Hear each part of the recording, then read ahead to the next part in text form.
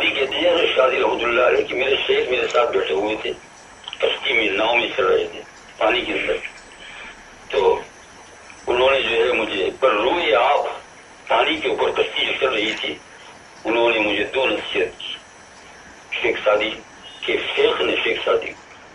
جو اندر سے فرمود پر روئے آپ یقین آتی، اس میں ایک تو یہ ہے کہ کسی کے اوپر تانا زنی کرنے والا، پسندی کرنے والا، اس کو اپنے آپ سے کم سمجھنے والا مت بن،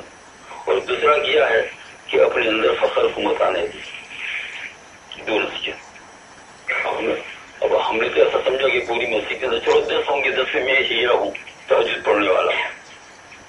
حالانکہ آپ کو معلوم ہے کہ جس سے تہجد نہیں پڑھی ہے وہ بڑھ گیا ہے تہجد پڑھنے والے سے۔ کس اعتبار سے بڑھ گیا ہے؟ اس اعتبار سے بڑھ گیا ہے کہ سعدی نے ہی اپنا واقعہ لکھا کہ میرے ابا جان کے ساتھ میں سفر کر رہا تھا، تو گرم ملک ہوتا ہے اپنے ایشیا میں، تو رات کو گرمی کا مقام تھا، تو ان کو پر سواری ہوتی تھی اس زمانے میں، تو کہتے ہیں کہ راستے میں جہاں سب لوگ سب ساتھیوں نے طے کر لیتے ہیں وہیں چڑھ جاتے ہیں برابر، جوڑوں کے نیچے سوئے ہوئے، کچھ نہیں،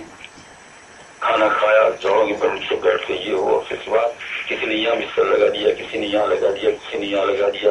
جتنی جماعت والے ساتھی بستر لگا دیتے ہیں۔ اب شیخ سعدی رحمۃ اللہ علیہ کی ابا جان جو ہے تہجد گزار تھے، رات کو اٹھنے کے بعد تہجد پڑھتے تھے، تو ان کی آنکھ کھل گئی، تو ہے نا، تو بیڑا بھی پاس سے ہوا کہ کون شادی چھوٹا تھا، چھوٹی عمر سے شیخ سعدی جو بھی ساتھ چلے، بہت دور نکل گئے جہاں پانی تھا، پانی بہ رہا تھا، وہاں جا کر وضو کیا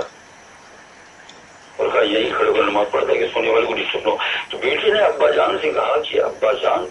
یہ جو ہے نا سارے لوگ سوئے پڑے ہوئے ہیں،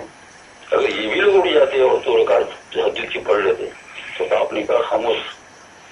بیٹا، تمہیں معلوم ہے تیرے سے وہ لوگ اچھے ہیں، کیوں کہ وہ لوگ سوئے ہوئے ہیں، کوئی گناہ نہیں کر رہے ہیں، تو بیدار ہے لیکن گناہ کر رہا ان کی غیبت کر کے،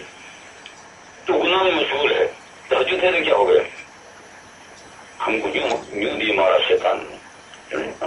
ذرا سا کوئی پڑھنے لگ گیا ذرا سا، تو حالانکہ نہیں معلوم کہ کون کس حال کے اندر ہے، کس کا دل کس خوف سے